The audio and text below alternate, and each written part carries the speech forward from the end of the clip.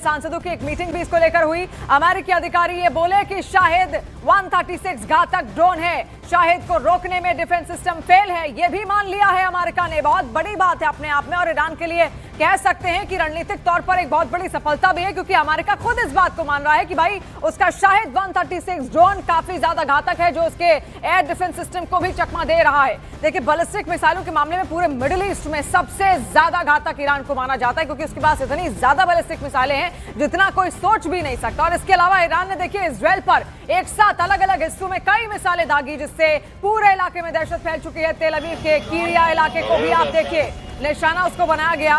Israel का रक्षा मंत्रालय भी यहीं पर मौजूद है। रक्षा मंत्रालय के पास का ये इलाका जोरदार धमाकों से दहल उठा और सड़कों पर खड़ी गाड़ियों के परखचे उड़ गए। चारों तरफ धुआं और मलबा वहां पर फैला हुआ दिखाई दिया।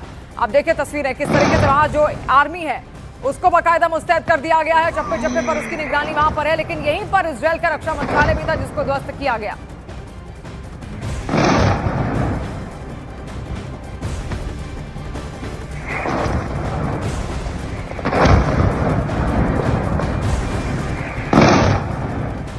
तो देखिए, ईरान लगातार इजराइल और अमेरिका को जवाब दे रहा है, लेकिन ईरान का सबसे बड़ा टारगेट इजराइल है। कहां कहां और कैसे ईरान टारगेट कर रहा है, एक रिपोर्ट को आप दिखाते हैं।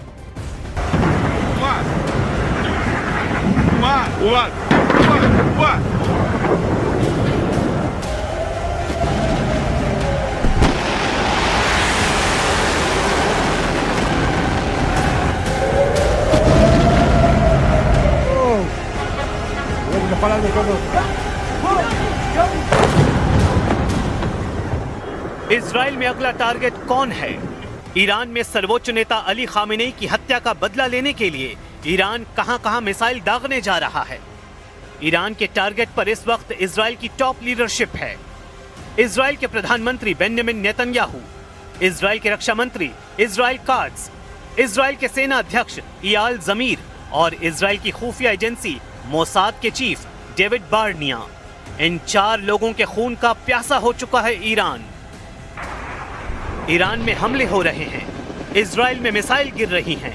जहां इजराइल की खुफिया एजेंसी मोसाद ईरान में एक्टिव है, वहीं ईरान के खुफिया हिटमैन इजराइल में टहल रहे हैं। ये बात नेतन्याहू भी बहुत अच्छी तरह जानते हैं और यही वजह है कि इजराइल इस वक्त ईरान का सबसे बड़ा टारगेट बन चुका है।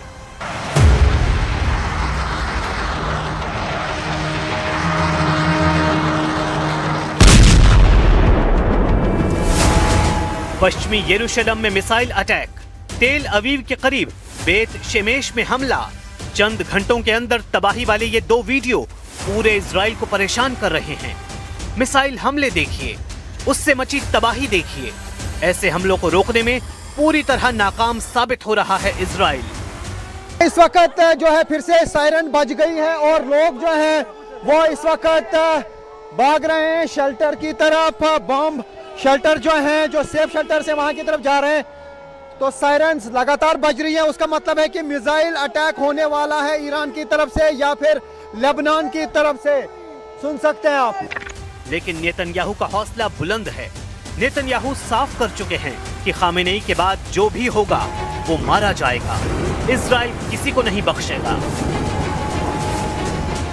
אתמול חיסלנו את הרודן חמינאי, יחד איתו חיסלנו עשרות מבכירי משטר הדיכוי. כוחותינו הולמים עכשיו בלב טהרן בעוצמות הולכות וגוברות, וזה רק ילך ויתגבר עוד יותר במהלך הימים הקרובים.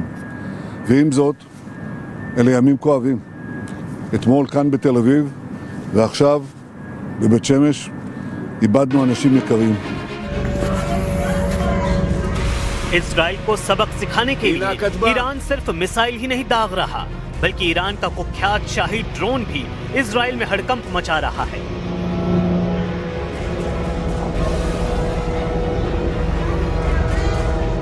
ये वीडियो उत्तरी इजराइल से आया है, जहां ईरान का शाहिद 136 ड्रोन अपनी बदनाम आवाज के साथ तेजी से उड़ रहा है। इजराइल के आसमान में शाहिद ड्रोन के पहुंचने का मतलब है इजराइल का एयर डिफेंस सिस्टम नाकाम साबित हो रहा है। ये ड्रोन 2000 किलोमीटर दूर से उड़कर इजराइल पहुंच गया और इजराइल इसे रोकने में फेल हो गया। ईरान के हमले बता रहे हैं कि उसकी मिसाइल लगातार तैयार है। ईरान पर हर हमले का मुंहतोड़ जवाब दिया जाएगा।